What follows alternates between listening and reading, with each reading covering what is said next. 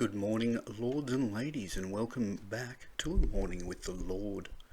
I'm your friendly host, Lord Duffield, and on today's agenda we have, once again, the Russian incursion, a bit of a story from TikTok, and something to do with social media in Russia. Oh, no, it's a video from social media showing tanks rolling into Ukrainian streets. It seems to be the focus of the news at the moment, and rightly so. It's affecting everything. I have something here. One of them is an analysis from ABC News into describing what Putin and Russia are doing. There is another analysis titled "Innocent Civilians Will Pay for the Price of Putin's Foray into Ukraine, and It's Nothing New." So we may as well start off with Russia, I think, considering that will be the bulk of our show today. Alright, we'll start off with this first analysis from the ABC. It's titled "Invasion, Incursion, How do we describe what Putin and Russia are doing in Ukraine?" There is a 5-minute video here to watch, and I'm going to play it. I haven't played it yet. I don't know what's on it. If it is terrible, I might skip it out, but let's have a bit of a listen here. Well, this is an extremely dangerous moment in history, and we now have Vladimir Putin again imposing his will on another country and meddling in another country's affairs in the most dire ways. And it remains to be seen now whether that invasion of Russian troops and machinery into the east there is part of an expansion move, or whether there'll be possible action in other directions. I mean, one thing that Vladimir Putin does very well is he keeps everyone guessing. He's very hard to predict. No one knows what's going to happen next. But certainly the scene is set that if Vladimir Putin so desires to expand the territory of those rebel eastern areas, he will have the machinery, he will have the wherewithal to do that. There's no doubt that he can achieve an expansion of that area. There's no doubt he can have incursions in other parts of the country too. Anyone that says they know exactly what's going to happen, you'd be very sceptical of that. But it's certainly, we're teetering on the edge at the moment. And no doubt you've been reflecting on the stories that took you to Ukraine, and in particular I'm thinking of the crash of MH17. What do we learn from that period about Vladimir Putin? Well, what we learned is that he is a man with a geopolitical vision that obviously includes expanded territory and expanded influence, and that he is not deterred by simple measures like sanctions. Now, these sanctions, for example, have just been announced by US President and by European countries, will hurt. They will hurt ordinary Russians, they will hurt certain individuals in Russia, but it will not stop Vladimir Putin. He's not, he's proven already.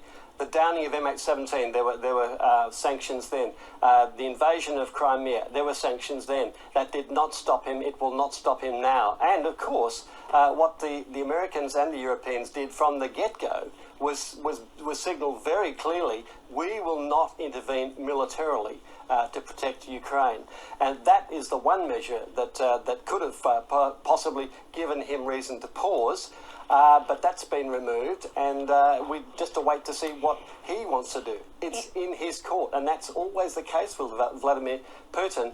He holds the cards. Yeah, it's interesting you mention that, because Joe Biden, when he was speaking, was very specific in his words and choice of words when he said that the US will defend every inch of NATO territory. And of course Ukraine is not in NATO, and that is one of the issues that Vladimir Putin is putting up as why he's sort of having to take this action. But really it's all about seeking out that lost Soviet territory that he has never truly believed should have been lost. That's right, and of course, in that sense, Ukraine is relatively easy pickings, a smallish country, although the military is a lot stronger than it was when this conflict first started in 2014.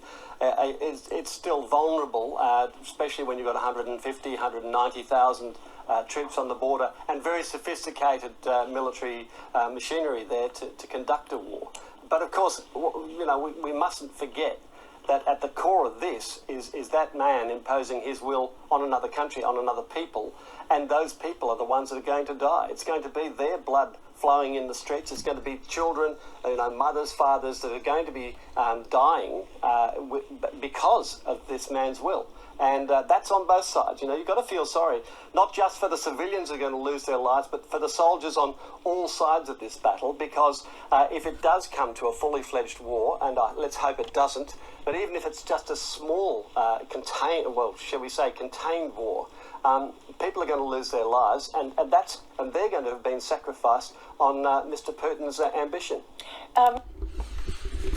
I'm going to stop that there. It's almost finished, but they are all excellent points. And like I said in my last podcast, these sanctions, he's trying to bait us into making the sanctions. They're never going to do anything to stop him. And once President Biden's words changed from "we will defend Ukraine" to we'll put sanctions on if you invade, he was never going to stop.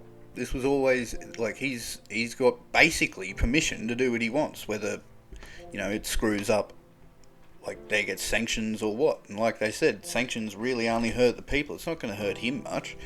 And those people in Russia that are copying the sanctions, I heard on the news earlier, I was kind of hoping they would mention it, but where the Britain has put sanctions on 3 specific individuals in Russia. They've also put sanctions on some of the banks, but a lot of there's 3 people in particular that have sanctions placed on them, and no one is allowed to sort of work with them.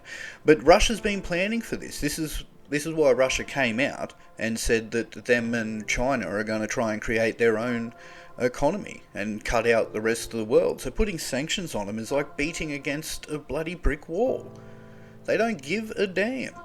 You can take out more bricks, but they don't care about the wall in the first place. Anyway, I will leave a link to this page. That video there was posted only an hour ago by Stan Grant. This whole story actually, but I will leave a link to it if you want to go and listen to the last minute and a half of that interview. Let's read a little bit of the story here. It says, has Vladimir Putin invaded Ukraine? What word do we use to describe this? It is certainly a military operation. It can be called an incursion.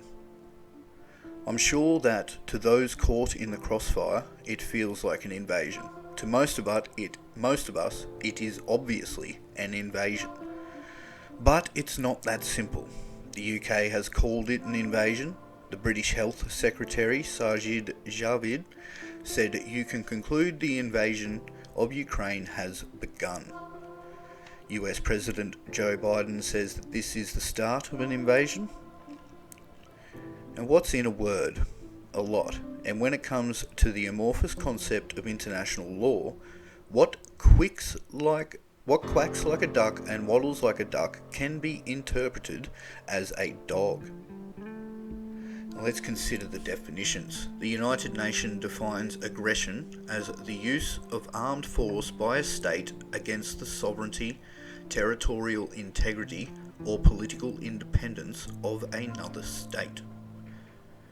The UN definition of war is based on actions, not words. It includes any military occupation, however temporary, resulting from such invasion or attack, an annexation by the use of force of the territory of another state, bombardment by the armed forces of a state against the territory of another state, or the use of weapons by a state against the territory or another state. Now all of that seems to cover what Putin has done. except military action can be justified on humanitarian grounds. Putin maintains he is sending in peacekeepers to protect ethnic Russians and eastern Ukraine.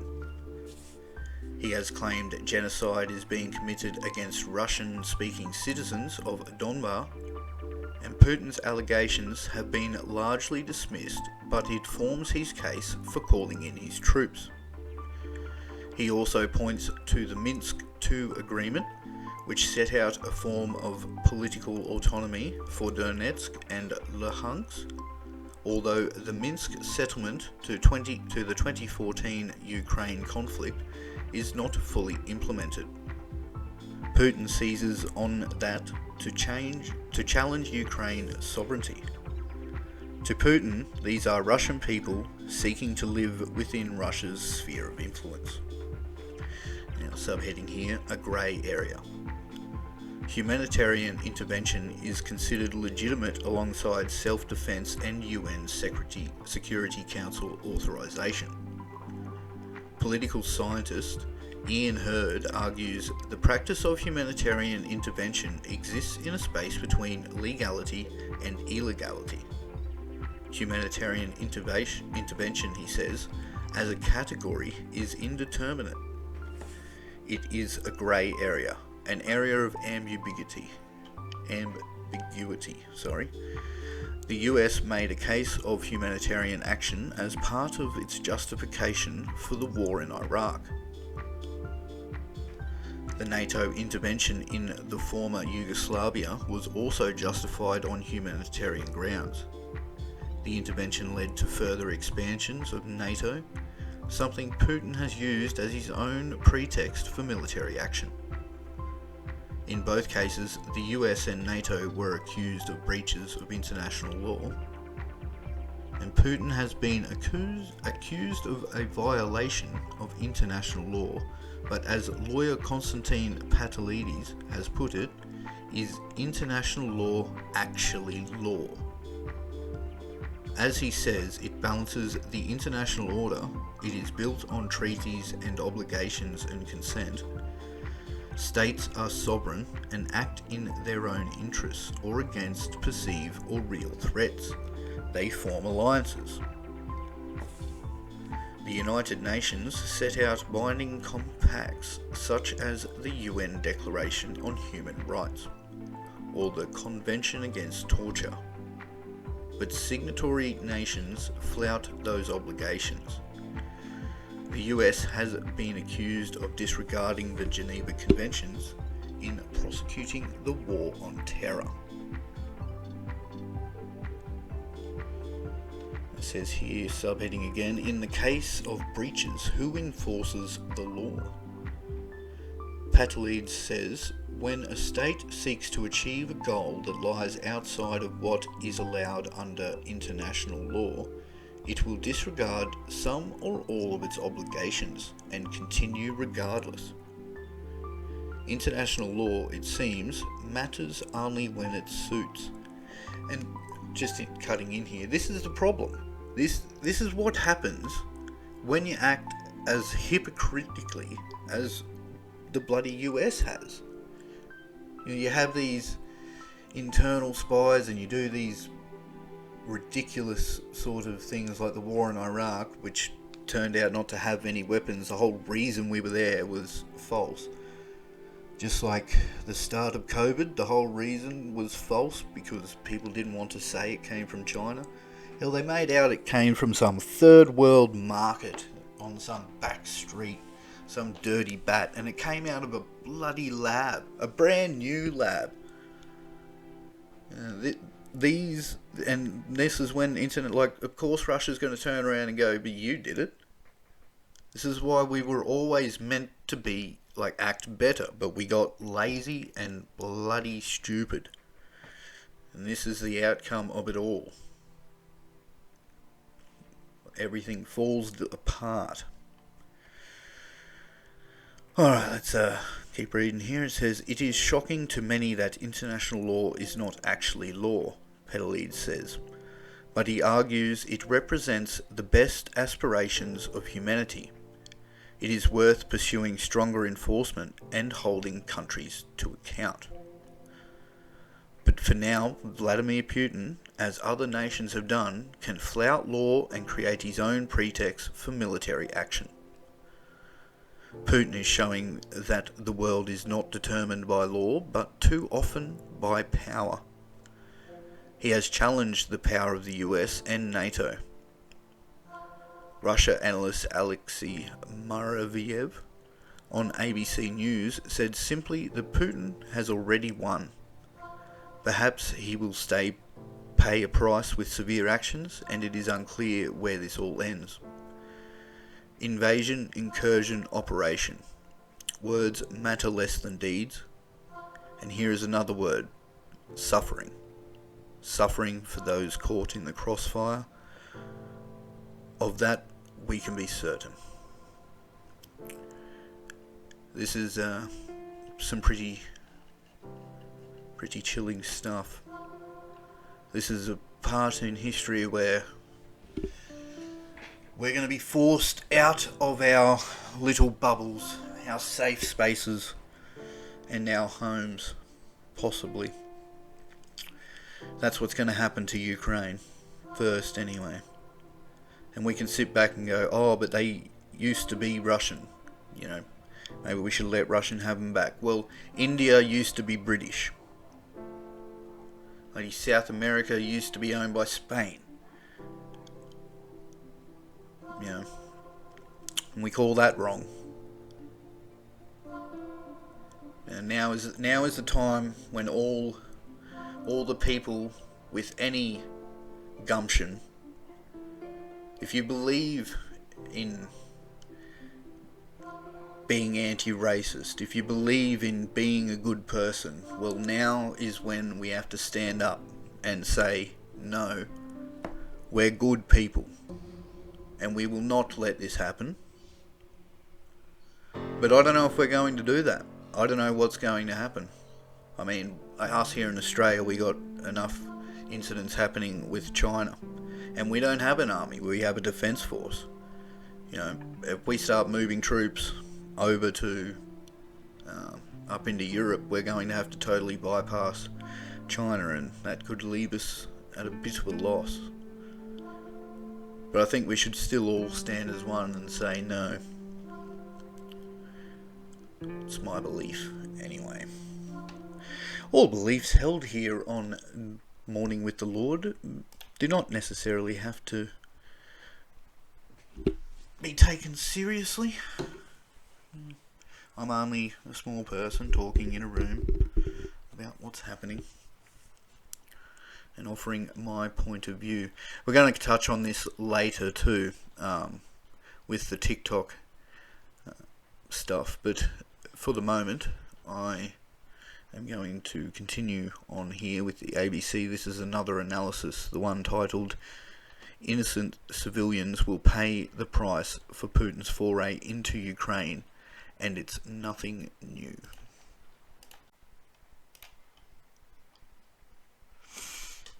Right, let's read here. It says, "Their sights and smells I can never forget. Body parts, fires, and the wreckage of MH17 scattered far and wide over a 10 square kilometre area. It was a crime so heinous it was surely going to change the course of history. Few believed Russian forces did not play a key role in the crash that saw hundreds of innocent people, including Australians, meet a horrible end in fields of sunflowers, wheat and village gardens.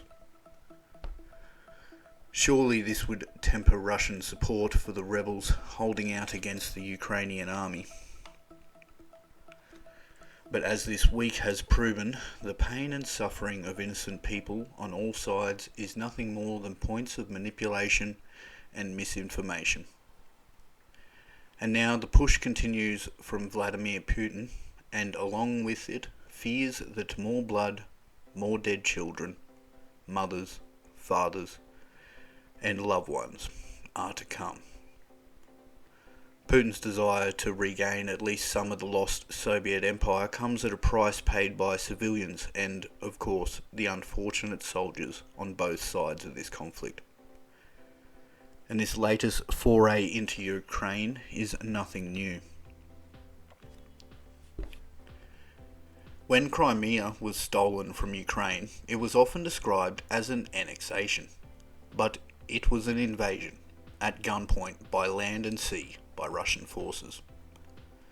Might was right, and the West's sanctions for that action and the Kremlin's support of rebel forces in the East proved no deterrence. In 2008, I witnessed the misery of refugees trying to escape the Russian push into Georgia. This time, the prize was control of South Ossetia, a part of Georgia that had joined Russia. With overwhelming power and speed, the Georgian army was crushed and the Russian forces stopped just short of the capital, Tbilisi. A ceasefire was agreed, and I witnessed kilometre after kilometre of Russian tanks, APCs and trucks heading back to South Ossetia. Job done. The Georgians will forever call the territory theirs, but the reality is very different. Another breakaway area of Georgia, Abkhazia, was also supported by the Russians and is still under their control. This long, slow but violent history of coercion and incursion, followed by excision, is from a well-thumbed Putin playbook. But if Georgia was a rehearsal, events in Ukraine look like becoming the real thing. The fact that 15,000 Ukrainians on both sides of the conflict have so far died appears to cause Putin little concern. His intervention in the conflict zone of Donbass will likely end with many more innocent lives lost. Subheading here, what did Ukraine do to deserve this? And what have the Ukrainians done to deserve this at all? Well, too many of them demanded a future that looked to the West rather than to Moscow. In 2014, I watched in horror as ordinary Ukrainian people used paving stones and crude petrol bombs in their battle against a pro-Moscow government that shot them down in Kiev's Independence Square like rabbits. Despite the bloodshed, it was the courage and determination of the protesters that won. Ukraine's humiliated pro-Moscow president was flown to sanctuary in Russia. A jubilant celebration followed. Most of those cheering the end of their pro-Moscow government would not have time to consider that what the president of their powerful eastern neighbour had in store for them. They certainly know now. Putin, a former intelligence chief, knows how to mess with the minds of his many enemies, and anyone who believes they know what comes next is probably kidding themselves.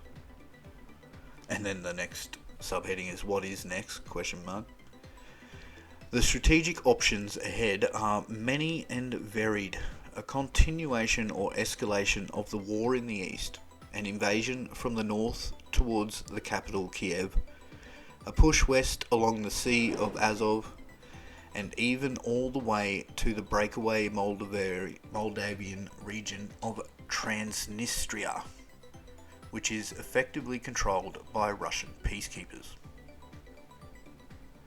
What is certain is that many more lives will be violently ended, all to satisfy the needs of a man intent on righting perceived wrongs that followed the collapse of the Soviet Union. A man seemingly unconcerned about the rights and desires of the majority of the Ukrainian people. Most rejected him and his demands 8 years ago, ever since Vladimir Putin has been punishing the Ukrainian people for having the temerity to defy his wishes. And it appears the full force of the vengeance and territorial ambitions may be about to be revealed. It's from Philip Williams. the ABC head correspondent.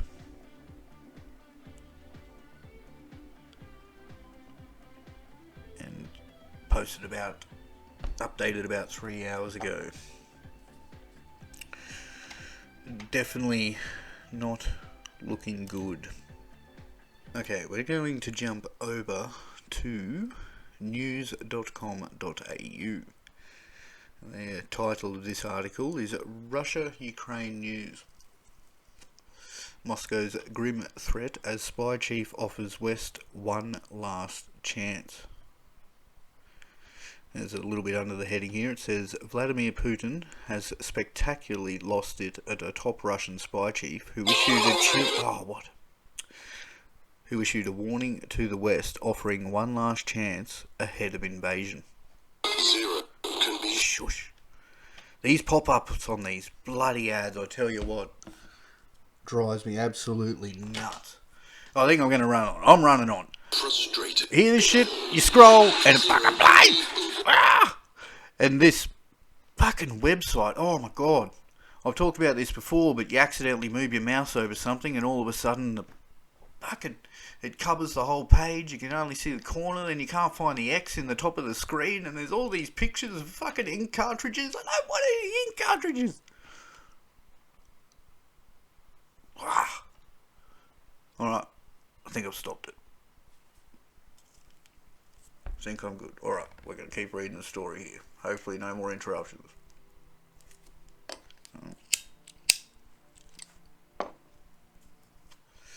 President Vladimir Putin has ordered Russian forces into two rebels regions in eastern Ukraine, sparking fears of an all-out war.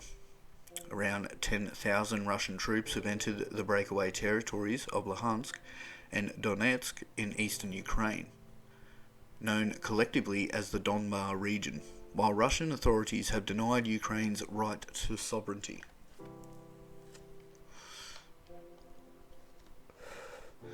Officials in the United Kingdom and United States, including President Joe Biden, have described Russia's move as an invasion, demonstrating a major pivot in language used to describe the unfolding crisis.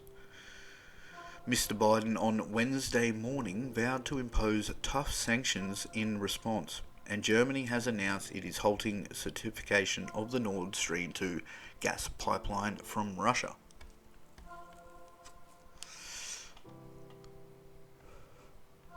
Vladimir Putin brutally mocked his own spy chief, urging the senior official to speak plainly during a televised meeting on Monday. The clash came as Mr. Putin appeared to grow frustrated by Director of Foreign Intelligence Sergei Naryshkin failed to adequately report Russia's move to recognize Ukrainians' pro-Russian breakaway regions.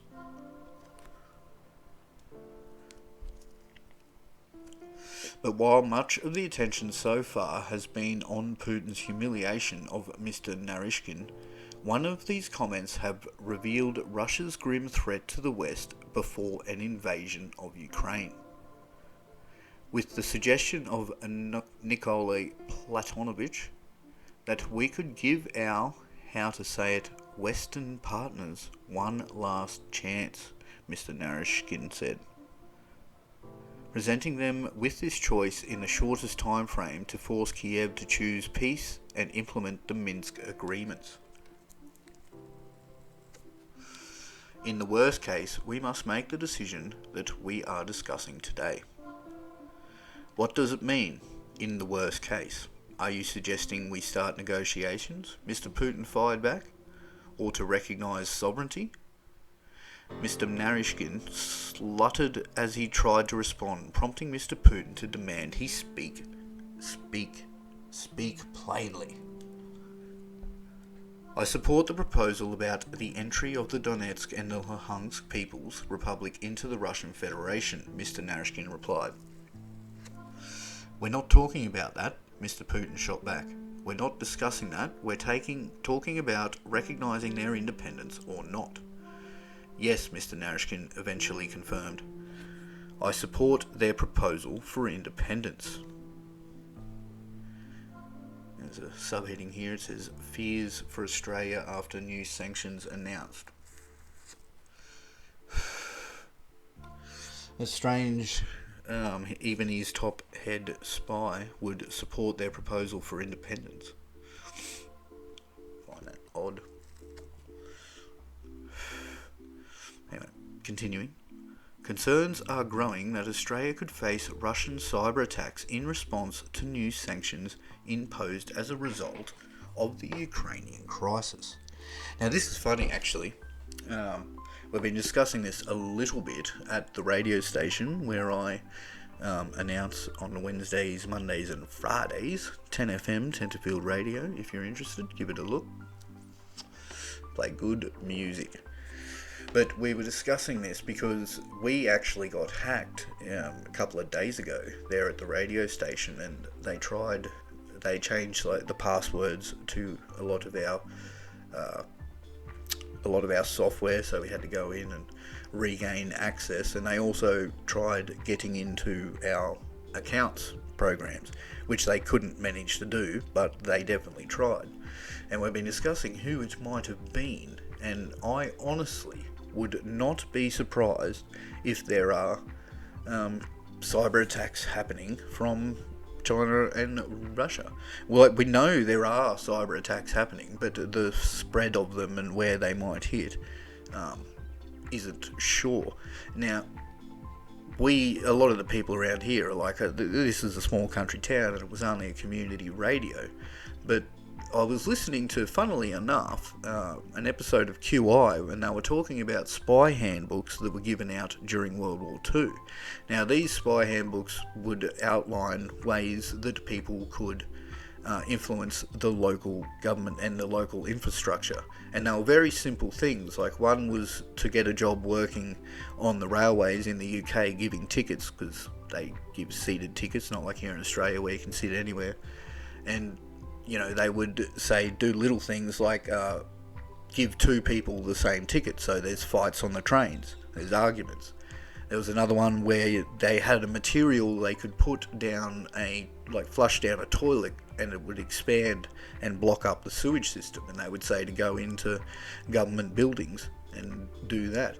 And these were specified by country, and they would even specify how to influence certain sexes. They were very in-depth, and this is what I think the spy network is doing, because they are, it doesn't matter if this is a small town, they're just trying to bugger up infrastructure in general.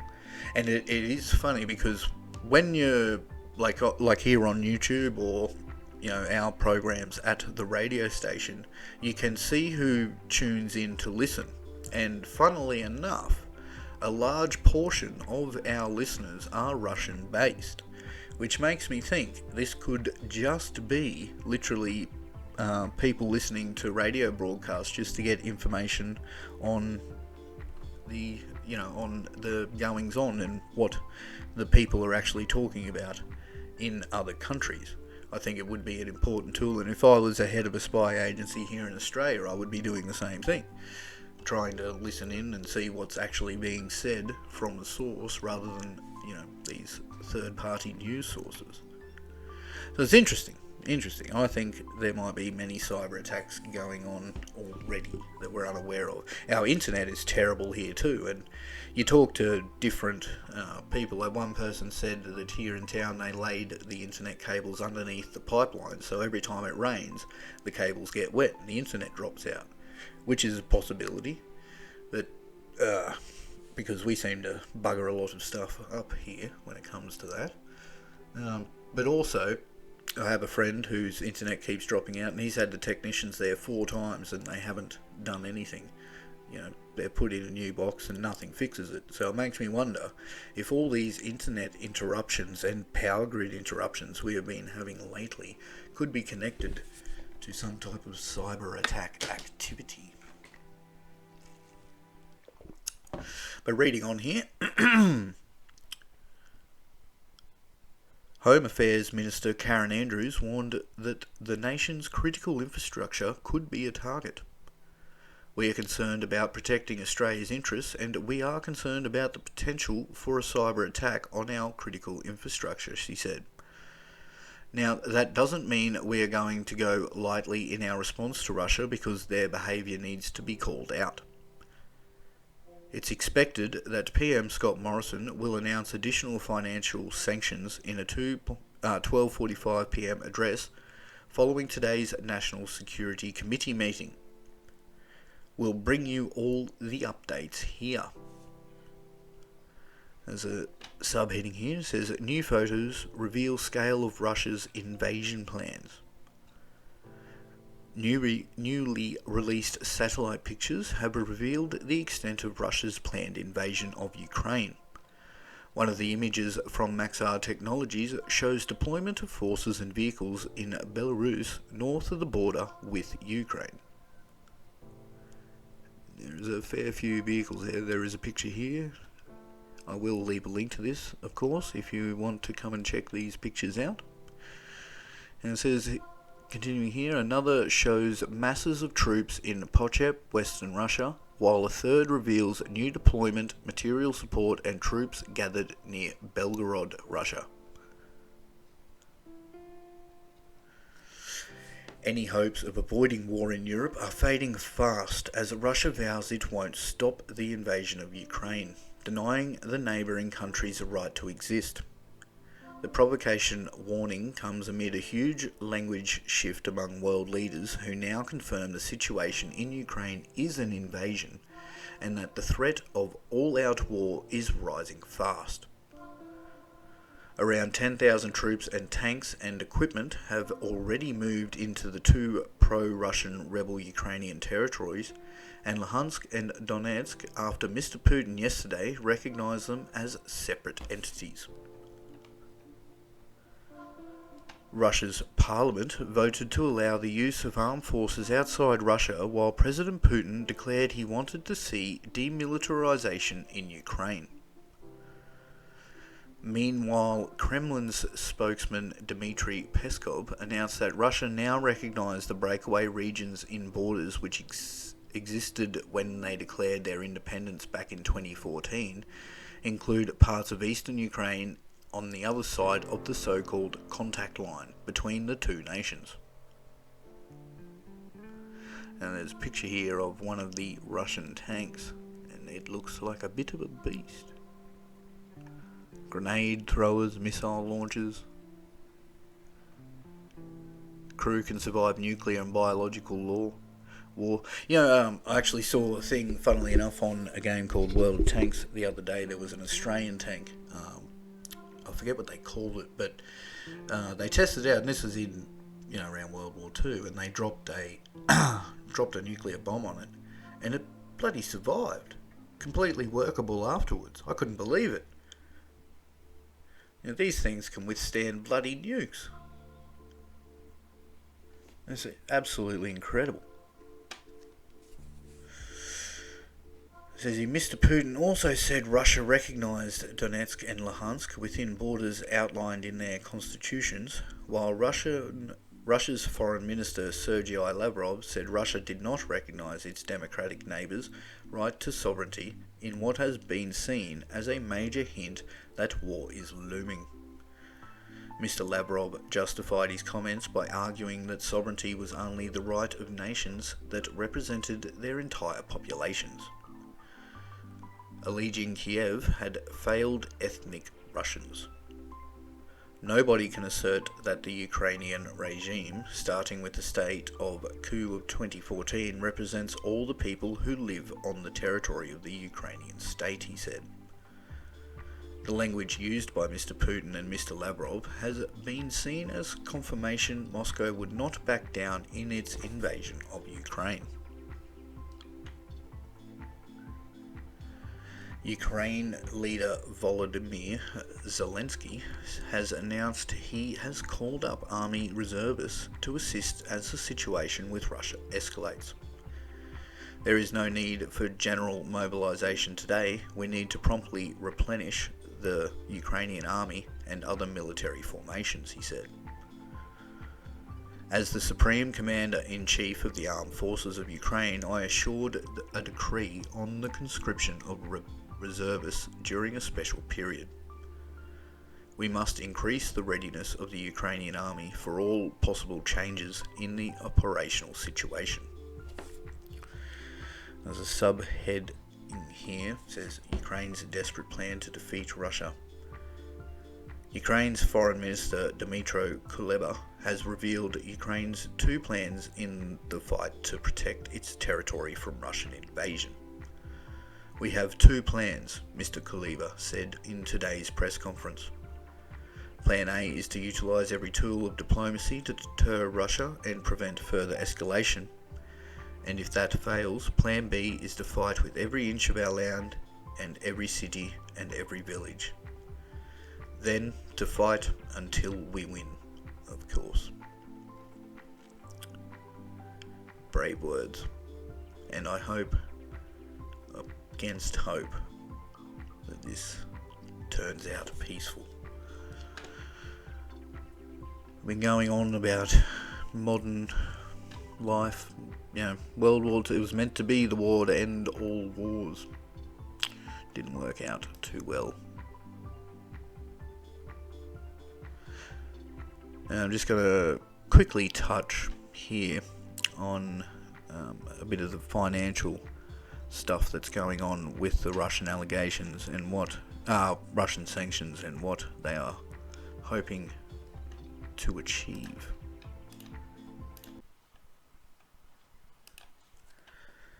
Now it says here, titled Ukraine-Russia Updates, Russian oligarchs lose 45 billion.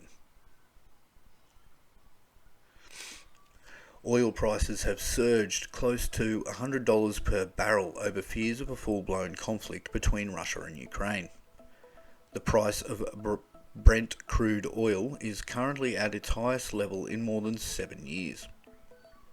Stocks in Europe sank 2%, but clawed back the losses as investors digest the increased tensions. The situation on the Ukraine border ramped up yesterday when Russian President Vladimir Putin recognized two pro-Russian rebel Ukrainian territories as independent entities. He also sent Russian peacekeeping troops into the regions. Germany responded by announcing it has halting certification of the Nord Stream 2 gas pipeline from Russia.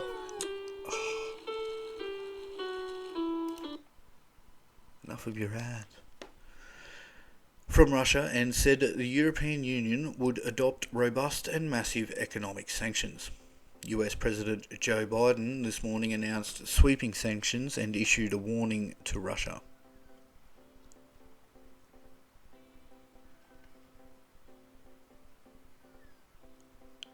Now,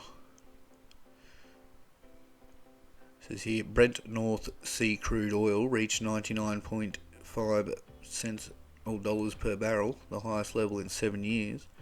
It pulled back to just below 98, still a gain of around 2.5% when compared with late Monday. The intensifying crisis between Russia and Ukraine has raised concerns about the supply distributions that would ensue as sanctions look set to cripple Russia, the world's second largest oil exporter and the world's top natural gas producer, noted Victoria Scholar, head of investment at Interactive Investor. Petrol prices here in Australia have already passed $2 in some places per litre. Minor heading, the ASX edges higher. The ASX has edged higher despite expectations it would follow Wall Street's 2% fall. Yesterday, the S&P and ASX 200 was mostly unaffected by the Ukraine turmoil, closing a little unchanged at 7,161.3. This morning, Aussie stocks rose 0.1% at the opening after strong results from WiseTech Global and Woolworths.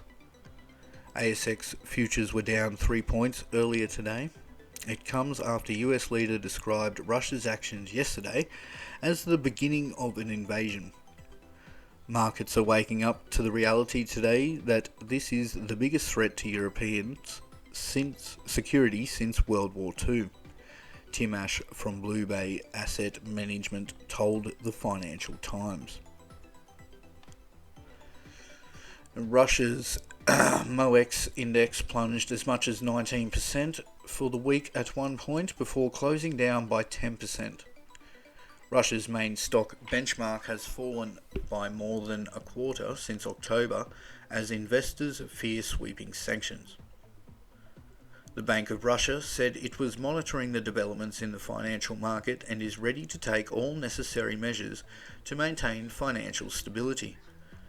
If a wider conflict takes place, experts predict the price of natural gas in Europe will skyrocket. The net worth of Russia's super-rich has plunged.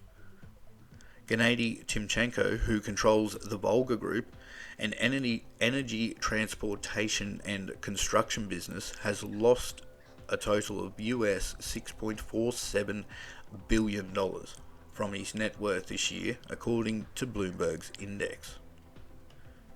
Leonard Michelson's net worth plunged $6.23 US billion, and Vijit Alekperov's dropped $3.48 billion. The Sydney Morning Herald reports Russian oligarchs have lost a collective of US 33 billion or 45.7 billion Australian this year. So I'm going to leave that there. I'm going to leave a link to the article. Obviously, it just goes over some more of Joe Biden's comments after that. As you can see, it's definitely hurting their pocket, but if China, like I've said before, if China and Russia are creating their own sort of independent economic system, it's not going to matter how much we charge them or how much money they've lost to us, because they don't need to come to us to buy anything. Everything gets made in bloody China anyway. The only thing is your natural resources. Alright, we are going to jump away. Oh, hold up. No. Tanks rolling into Ukrainian streets and shelling in towns show grim reality of Russian incursion. This is apparently from the World News, and there was harrowing footage. It's about to start here. We'll have a bit of a watch. A bit of a listen. The Great Job Boom. Oh, bloody With ads. more jobs than ever before. Don't listen. And daily job Skip. There we go.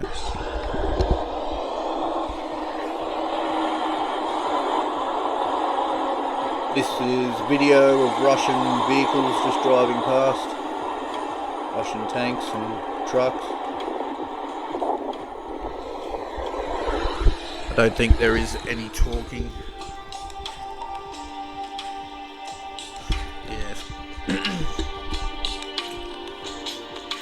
I'll stop that there, but I will leave a link to it if anyone wants to see the actual footage. It's worth watching. But I won't play it because there's no talking and news aren't going to be able to see it. But that's from World News, skynews.com.au. I will leave a link in the description. Alright, we're going to move away from Russia now. We're going to go into a bit of censorship talk. Now this is regarding TikTok, this article being from news.com.au. It's titled, TikTok Creator Exposes TikTok Pro-Vaccine Caption Secret. A video sharing platform TikTok has changed in a clever tactic in a sneaky effort to stamp out the spread of coronavirus misinformation. An eagle-eyed creator drew attention to the secret feature over the weekend after conducting her own set of fact checks which confirmed her suspicions. Natalie Gasson, based in New Zealand, filmed herself in the car with a friend as the pair repeatedly worked the word unvaccinated into sentences. They unveiled how the app removed "un" from the word in its automatically generated captions, so whenever the word unvaccinated was spoken, it would display as vaccinated. Their discovery caused mixed reaction from fellow TikTok users, with some complaining the app was taking away our freedom of speech. One viewer urged TikTok was controlling the narrative, while another was upset at what they described as media manipulation. Others accused Miss Gasson of peddling a conspiracy by editing the captions. However, a test of her theory conducted by news.com.au delivered the same result. Some viewers speculated unvaccinated wasn't displayed because it wasn't a word. However, the theory was shut down by its appearance in the Oxford Dictionary. It was further dispelled by the fact other words beginning with un were sometimes displayed in two parts, like unsure, rather than un being removed completely.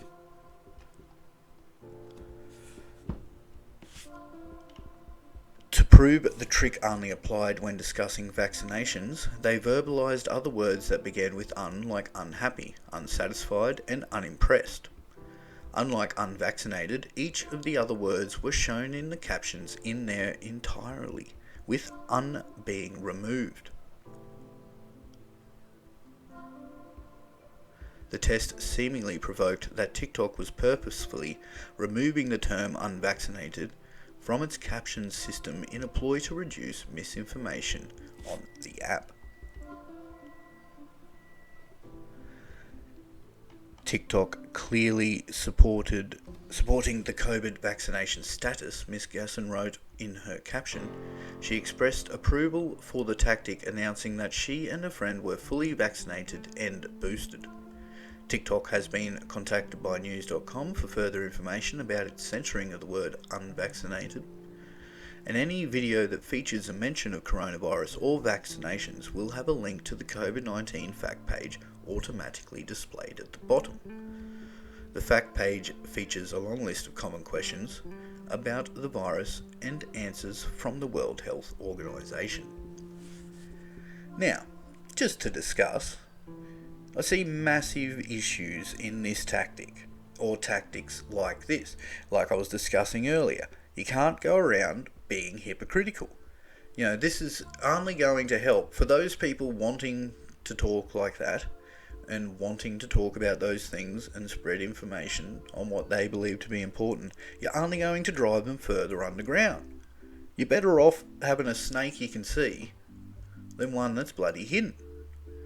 You know, and then you've got this, like I spoke about in yesterday's podcast with, what's his name, Donald Trump starting his own platform, which is meant to be centered around freedom of speech. You know, anyone can say anything on that one.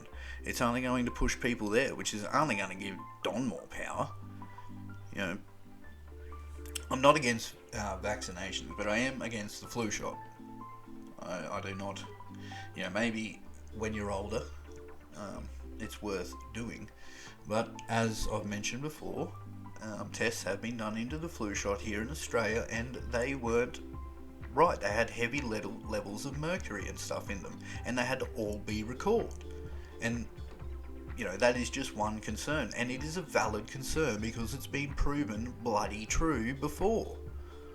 You know, then you can't, this idea that you can't speak about something, it's just, it is never going to go down well. And having little things like that, and like we all know, like here in Australia, it's like actually that has to be an Australian video, yeah, surely. But here in Australia, you know, TikTok seems to be still going pretty strong, which is, you know, fair enough. But we know that there is plenty of censorship when it comes especially to YouTube and Facebook now. You can't talk about bloody anything, and it's absolutely ridiculous. Like, my views on this, they're only going to get like 2. I don't have many listeners yet, but I highly doubt it would be easy to find if you were just Googling the hashtag news. Everything else will come up. It's like I said in yesterday's podcast, you Google bloody ghost hunting or fucking paranormal or alien. It all just comes up with shit from Channel 7 and major news networks on YouTube. What happened to the creators? And the censorship here in Australia especially has gone above and beyond to the point where it's ridiculous. You know, I understand a conservative mindset. You know, I understand it, but the problem is, no matter how logical it sounds, humans do not act logically. We generally act on emotion. You know, and if you tell the majority of people, like, oh, we're not letting that stuff through because it's not the right information, and you could misinterpret it, you know, people automatically are going to feel like they're stupid, and they're going to react negatively. You know, we don't want to be coddled and treated like children. We want the ability to be able to think and do what we want. And even like the people on the other side of the fence who would promote the use of restrictions like that, and they would exist too, no doubt. They would probably agree, but like they still have just as valid a point as anyone else. I'd say the majority of people are in the other case, like where I honestly find when people get older, you know, we tend to take a conservative approach towards things, especially if you've got children and whatnot. You know, you have to, you know, you can't tell people that aren't ready too much information, like children and stuff, and we get in this sort of mindset where it's better not to say and just that they follow the rules. But the problem is, human beings, once we reach bloody teenage years, we rebel. And if you've got ultra conservative views, that's while that person is rebelling, that's only going to make them rebel harder. And like this works on the majority as well as the individual, I reckon. And this is what is bringing up all these troubles. It's like this stuff, it's only going to piss people off. Yeah. When you start bringing up what do you say and what don't you say, like even this news article, if you want to go ultra conservative, this news article shouldn't be written because it's only informing people that it happened. You're better off keeping them in the dark. But people are going to find this shit out. It's going to happen. There was always talk of conspiracy. It would get around before the internet. You know, we aren't that fucking stupid. Most people pick up on this stuff. You know, we spread it around. We talk about it. I've heard people say actually they reckon that rumour? Is it rumour? Gossip. Gossip is almost a living thing unto itself. It has to be said. Once it's said, it spreads. Because people can't resist spreading that information once they're told a bit of saucy goss. It's a strange part of the human condition, unfortunately. Well, lords and ladies, up to the last story here, and I want to end on a bit of a good note. There is actually something worth of note that is happy in today's news, lords and ladies, and it is New South Wales affected. I actually heard this on the radio earlier, and I didn't realise it was just New South Wales. I thought it was the East Coast, but it's a good start. Alright, this article is titled, Need Not Apply, New South Wales to Effectively Ban Offshore Mining Exploration. And can we just have a round of applause before we even discuss this? Yay! We had a bit of bloody intelligent thinking come from Parliament. You wouldn't have thought. You know, honestly, when did you ever think Australia would turn around and say no to a mining prospect? I didn't think it would happen, especially not at the moment. You know, and there's probably going to be people whinging that, you know, we need this stuff for fucking, you know, money and economy, but bugger off. I don't think we should be mining too much of our resources. Like, there's a comedian, Steve Hughes. Steve Hughes. He's like, we fucking built everything. Sit down and evolve, you cunts. Oh, good line. Let's have a bit of a read here. It says, the New South Wales Government will reject pending or future applications for commercial offshore exploration and mining under a landmark policy to protect the state's coastline.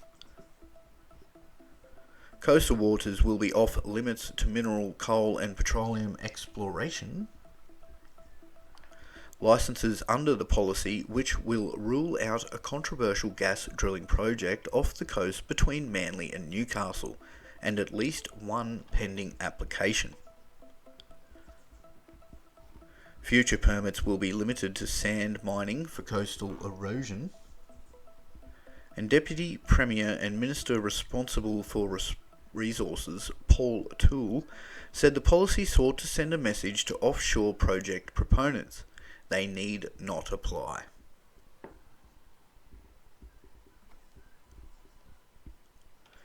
Whether it is in New South Wales or Commonwealth waters, the New South Wales government policy leaves no doubt that offshore gas and oil exploration is off the table.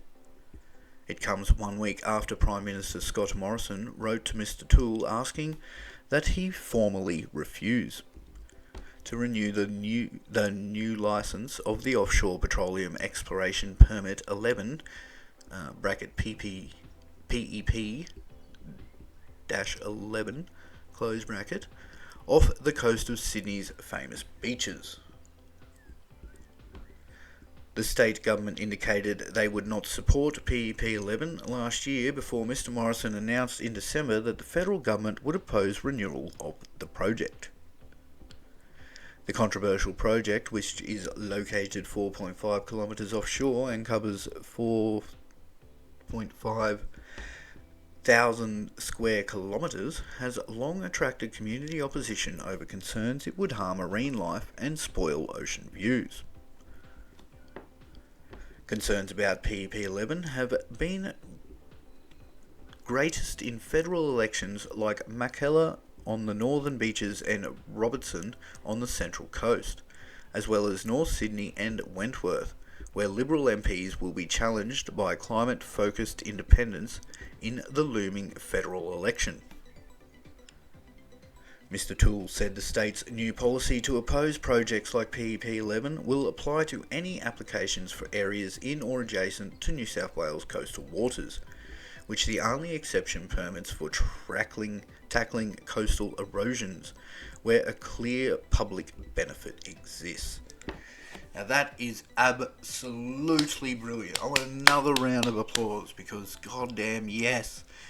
If we could just get that to spread up to Queensland and through the Great Barrier Reef, we might be able to protect our little slice of paradise here. You know, we are a beautiful country. We got so much, and the marine life especially.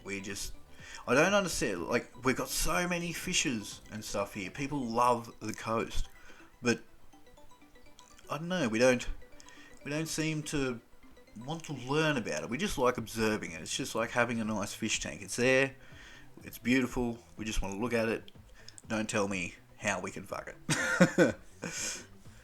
But it's interesting. I was talking to someone once, and they said that Australia only has one university for marine biology, and that's actually in WA, which I think is just absolutely ridiculous.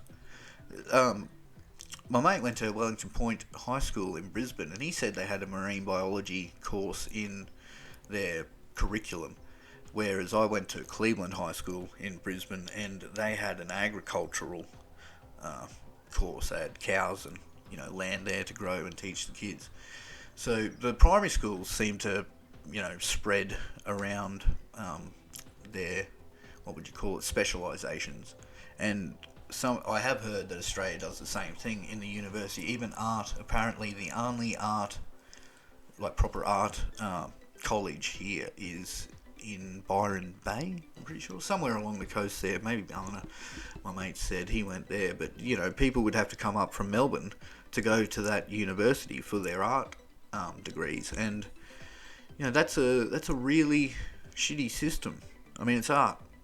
Every university should have an art joint, even if it's only small and painting and not sculptures or something. You know, they should be able to do it somewhere. But oh well, hopefully, like maybe I'm wrong. I could be. You never know.